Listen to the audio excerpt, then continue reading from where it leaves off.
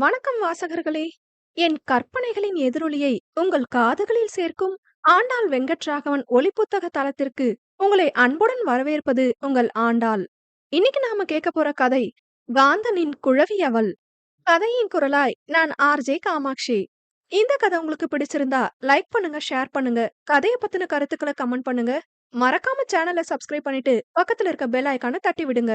வாங்க கதை கேட்டு ரசிக்கலாம். அத்தியாயம் 13. தனக்கான திரைமறைவுக்கு வந்தவளுக்கு அதற்கு மேல் அந்த குளிரை தாங்க முடியும் என்று தோன்றவில்லை. தான் கொண்டு வந்த ஜர்க்கினை மகிழுந்திலேயே விட்டு வந்ததை உணர்ந்தவள் அப்படியே அமர்ந்துவிட யஷ்வந்த் தன்னவளை தேடிக் கொண்டு வந்தான். பேபி என்றபடி அவன் உள்ளே நுழைந்த நொடி ஓடி வந்து அவனை கட்டி கொண்டவள் உடலில் மெல்லிய நடுக்கம் பரவியது. ஏ சனா என்று அவன் அவளை அணைக்க அவள் மேனி சில்லிட்டிருந்தது. அப்போதே அவள் நிலை புரிய, ஏ சனா, ஜர்க்கின் எங்கடி என்றான். மா மாமா கார்லயே விட்டுட்டு வந்துட்டேன் போல, ரொம்ப குளிருது என்றவள் அவனை மேலும் இறுக அணைத்து கொள்ள, என்னடி என்கிட்ட கொடுத்து வச்சிருக்கலாம்ல, நானும் போட்டுட்டு வரல என்றவனுக்கு அவளது உடலின் நடுக்கம் ஒருவித பயத்தை கொடுத்ததுவோ. இரு சனா, நான் எடுத்துட்டு வரேன் என்று விலக போனவனால் அவளது இறுகிய பிடியை விலக்க முடியவில்லை.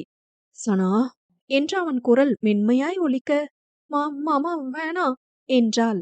அவளையே 2 வினாடிகள் நோக்கியவனுக்கு அது எந்த மாதிரியான உணர்வென்று புரிந்து கொள்ள இயலவில்லை. பேபி 1 செகண்ட் வெயிட் பண்ணு என்றவன் அவளை விட்டுவிட்டு வேக நடையுடன் சென்றான்.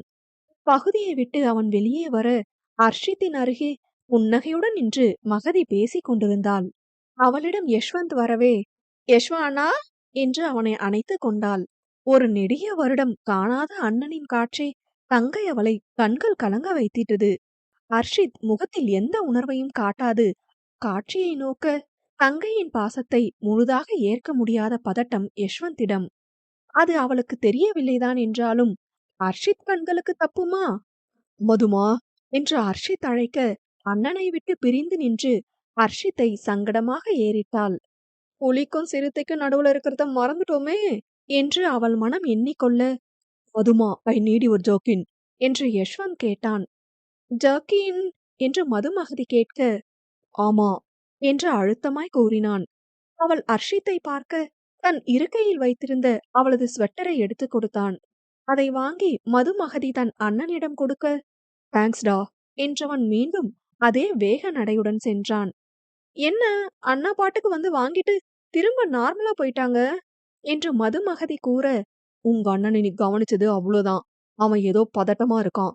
அவன் நடையில எப்பவும் இருக்கிறத விட வேகம் அதிகமா இருக்கு என அர்ஷித் கூற, விழிகள் விரிய அர்ஷித்தை பார்த்தவள், எப்படி, எனக்கு அப்படி தெரியலையே மாமா என்று கூற, அதான் சொன்னனே, நீ அவனை கவனிச்சது அவ்வளவுதான் என்று கூற, அப்ப நீங்க ரொம்ப தெரிஞ்சு வச்சிருக்கீங்க என்று கேட்க துடித்ததை அவள் விழுங்கிக் கொள்ள, அங்கே உடையை கொண்டு வந்து கண்ணவளுக்கு அணிவித்தவன் அங்குள்ள கிட்டிலிலிருந்து வெந்நீர் தயாரித்து அவளுக்கு கொடுத்தான். சூடான குவளையை கையில் பொத்தி கொண்டவள் அதை பருக மெல்ல மெல்ல அவள் நடுக்கம் அடங்கியது. அவளிடம் ஒரு பெருமூச்சு எழ அவனிடம் ஒரு ஆசுவாச பெருமூச்சு எழுந்தது. சில நிமிட மௌனத்தை கலைத்தது அண்ணா என்ற மதுமகதியின் குரல். தங்கை அவள் குரல் கேட்டு திரும்பியவன் அவள் வெளியே நிற்பதை உணர்ந்து, மது இங்க என்று குரல் தர பாவை உள்ளே நுழைந்தாள். மகதியை பார்த்த அஞ்சனா, இவங்க தானே நம்மள பார்த்துட்டே இருந்தாங்க என்று எண்ண, அஞ்சனாவை பார்த்து, ஹாய் அண்ணி என்று மதுமகதி கூறினாள். அஞ்சனா மெல்ல யஷ்வந்தை நோக்கிவிட்டு மதுவை கண்டு புன்னகைக்க முயல, அடையாளம் தெரியலையா என்று கேட்க, தற்போது என்ன கூறுவதென்று புரியாது அஞ்சனா யஷ்வந்தை பரிதாபமாக நோக்க, மதுமகதி கிருஷ்ணா ஃபேமிலியோட லிட்டில் சாம் என்று மதுமகதியே கூறினாள். பின்பே அஞ்சனாவுக்கு அவளது அடையாளம் சற்றே பிடிபட்டது. ஆம், கிருஷ்ணா குடும்பத்தின் கடைக்குட்டி மதுமகதியே. யஷ்வந்தின் தந்தை யுவராஜின் உடன் பிறந்த தம்பி. அவரை விட 7 வயது சிறியவரான யவீந்திரனின் ஒரே செல்ல குமாரியே மதுமகதி. அஞ்சனா முகபாவத்தை கொண்டே, அப்பா அன்னைக்கு என்ன தெரிஞ்சிருச்சு போலையே என்று மதுமகதி கூற, போட்டோல ரொம்ப சின்னவங்களா இருந்தீங்க அதான் என்று திணறலாய் கூற, அது 15 வயசுல எடுத்தது, இப்ப எனக்கு 18 வயசு, ஸ்கூல் முடிக்க போறனே என்று அவள் சொல்ல, ஏது அவ்வளவுதானா என்று அஞ்சனா விழிக்க, அவ்வளவேதான். பார்த்தா அப்படி தெரியலன்னு தானே சொல்லப் போறீங்க? என்ற அடுத்த கேள்வியையும் தானே கேட்டவள், யாழி அக்கா நீங்க நிறைய பேசுவீங்கன்னு சொன்னாங்க. நீங்க பேசவே மாட்டேங்கிறீங்க என்று கேட்டாள். ஆ அப்படியெல்லாம் இல்ல என்றவள், பல்லெல்லாம் டைப் அடிக்குது. கொஞ்சம் பேசிதான் தொலைங்களேன் மாமா என்று மனதில் நொந்து கொண்டு யஷ்வந்தை நோக்கினாள். அவள் பார்வையில் இதழ் மடித்து சிரிப்பை கட்டுப்படுத்தியவன், மதுமா அவளுக்கு குளிர் தாங்கலடா என்று கூற, அமெரிக்காவுக்கு புதுசா அண்ணா என்று ஆச்சரியமாய் கேட்டாள். அவர்கள் குடும்பத்தாருக்கு அமெரிக்கா அம்பா சமுத்திரம் போலென்றால் அனைவருக்கும் அப்படியா இருந்திடும்? இந்த கேள்வியில் அஞ்சனாவின் முகம் சட்டென வாடியதைக் கண்ட யஷ்வந்த் மெல்ல ஆமாம் என்று தலையசைக்க, அச்சச்சோ, ஓகே ஓகே, ஹாட் வாட்டர் குடிச்சாங்களா என்று கேட்டாள். ம் என்ற யஷ்வந்த் கூற, ஓகே அண்ணா, அண்ணி ஓகேவானதும் கூட்டிட்டு வாங்க, நான் வெளியே இருக்கேன் என்று கூறிவிட்டு சென்றாள். திடீரென்று ஏனென்று புரியாது சோகம் அவளை சூழ்ந்து கொள்ள ஏதும் பேசத் தோன்றாது அமைதியாய் அமர்ந்திருந்தாள். சனா இப்போ ஓகேவா என்று அவன் வினவ அவனை ஏறிட்டு மெல்ல தலையசைத்தாள். இருவரும் வெளியே வர அவளை தன் தோள் வளைவில் இருத்தி கொண்டு கூட்டி வந்தான். இருவரும் மேடைக்கு கீழ் வந்துவிட அர்ஷித்தின் அருகே மகதி அமர்ந்திருந்தாள். இவங்க யஷு மாமாவோட பிசினஸ் எனிமின்னு அன்னைக்கு கேட்டப்ப யாழி டார்லிங் சொன்னாங்க. ஆனா இப்ப இவங்க அவங்க கூட நின்னுட்டு இருக்காங்க என்று அவள் மனம் கேள்வி எழுப்பிய போதும் அவள் வாய் திறக்கவில்லை. அங்கு போட்டியாளர்களின் கலைநயங்களுக்கு மதிப்பெண்களை ஆராய்ந்து கொண்டிருந்தனர் அருங்காட்சியகத்தார். அனைத்து படைப்புகளும் அழகோவியமாய் இருந்ததால் போட்டி படு சிக்கலாகவே இருந்தது. அனைவரும் வரிசையாய் அமர்ந்திருக்க அர்ஷித்தின் அருகே மகதி, அவள் அருகே அஞ்சனா, அவளை அடுத்து யஷ்வந்த் அமர்ந்திருந்தான். மதுமகதி அஞ்சனாவை விட வயதில் சிறியவள் என்றாலும் பார்ப்பதற்கும் பக்குவத்திலும் அவளுக்கு மூத்தவள் போன்றே இருந்தாள். அண்ணி இப்போ ஓகேவா என்று அவள் வினவ, ம் என்று தலையசைத்து புன்னகைத்தாள். நீங்களும் ஃபேஷன் டிசைனிங் தானே படிக்கிறீங்க என்று மகதி வினவ, ஆமாம் என்றாள். நானும் அதுதான் படிக்க போறேன். நீங்க படிக்கிற காலேஜ்ல தான் சேருவேன் என்று மகதி கூற, இப்ப நீங்களும் இந்தியா வந்துடுவீங்களா என்று கேட்டாள். கேள்வியில் யஷ்வந்தும் அர்ஷித்தும் ஒருவரை ஒருவர் பார்த்து கொள்ள மகதிக்கு பக்கென்று ஆனது. ஆனால் இம்முடிவு எடுக்கப்பட்டு வருடங்கள் ஆனதால் நிச்சயம் அவளை யாரும் தடுக்க மாட்டார் என்று அறிந்தவள் ஒரு பெருமூச்சுடன், ஆமா அண்ணி என்றாள். இங்க நீங்க எங்க இருக்கீங்க என்று அஞ்சனா வினவ, அர்ஷித் மாமா வீட்ல என்றாலே பார்க்கணும். மாமாவா என்று அஞ்சனா அதிர்ந்து வினவ, அர்ஷித் சட்டென திரும்பி பார்த்தான். யஷ்வந்த் இதழ் மடித்து தன் சிரிப்பை கட்டுப்படுத்த, உங்களுக்கு தெரியாதா அண்ணி என்று கேட்டாள்.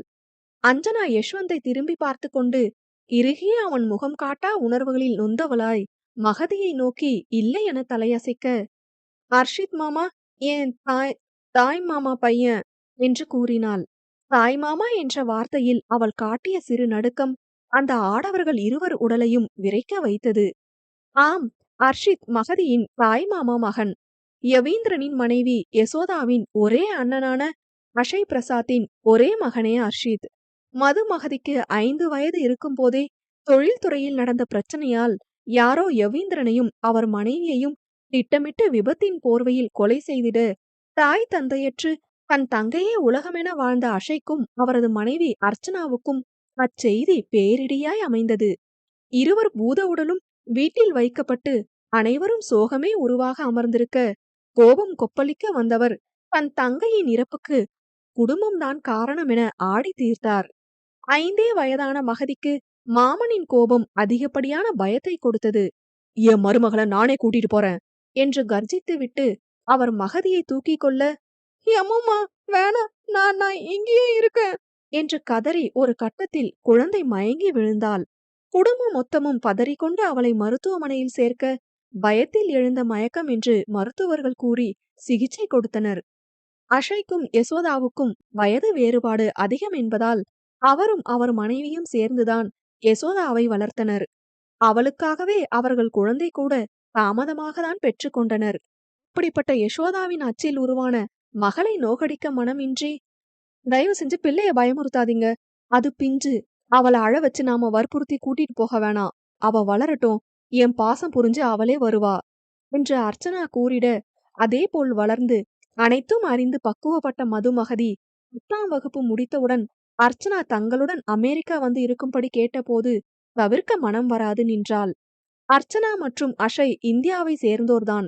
வேலை ஒன்றிற்காக 5 வருட காலம் அமெரிக்காவில் கழிக்க நேரிட மகதி சற்றே தயங்கினாள். உன்னை போக வேண்டாம்னு கண்டிப்பா யாரும் சொல்லவே மாட்டோம் மதுமா. தாய்மாமா உறவு தூக்கி போடுறது இல்ல. ஆனா உனக்கு விருப்பம் இல்லாம உன்னை வற்புறுத்தவும் மாட்டோம். உன் மாமா ரொம்ப கோவக்காரர் தான். ஆத்திரத்துல செயல்பாடு இழக்கிறவர் தான்.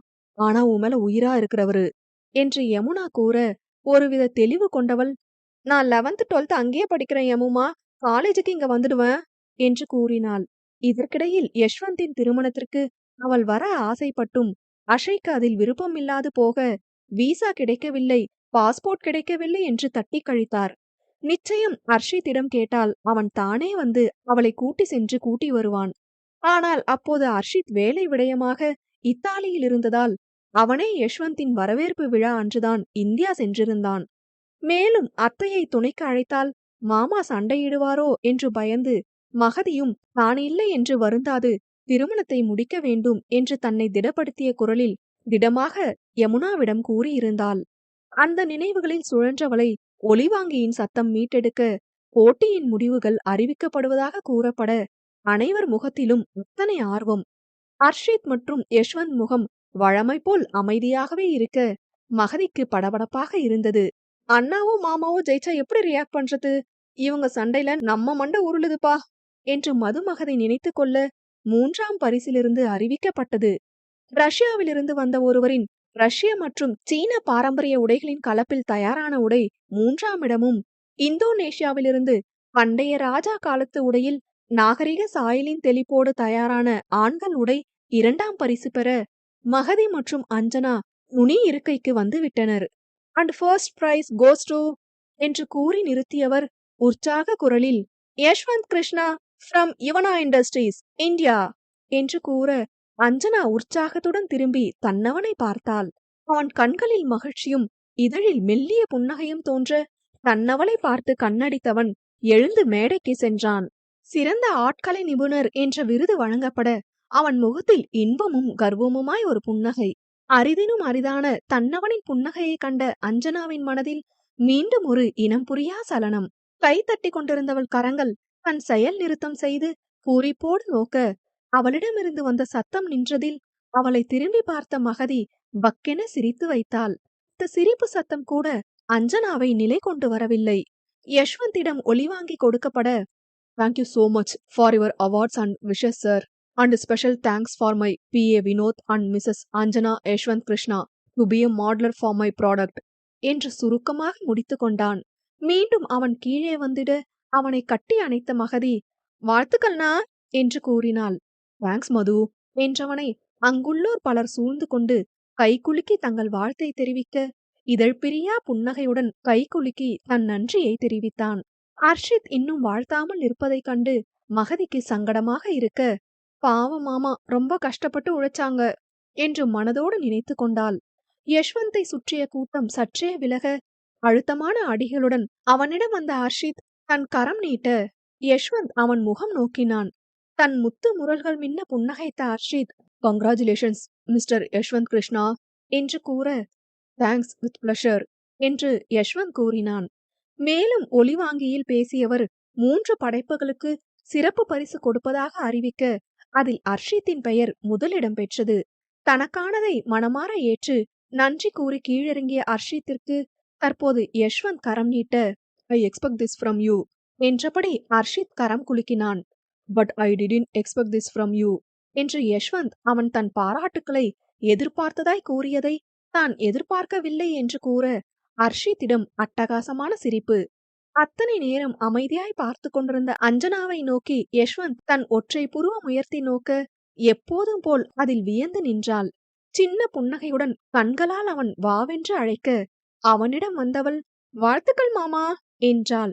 கண்கள் மூடி திறந்து புன்னகைத்தவன் கலைந்த அவள் முடிக்கற்றையை ஒதுக்கிவிட்டு, போலாமா என்று கேட்க அவளுக்கு அப்பாடா என்றிருந்தது.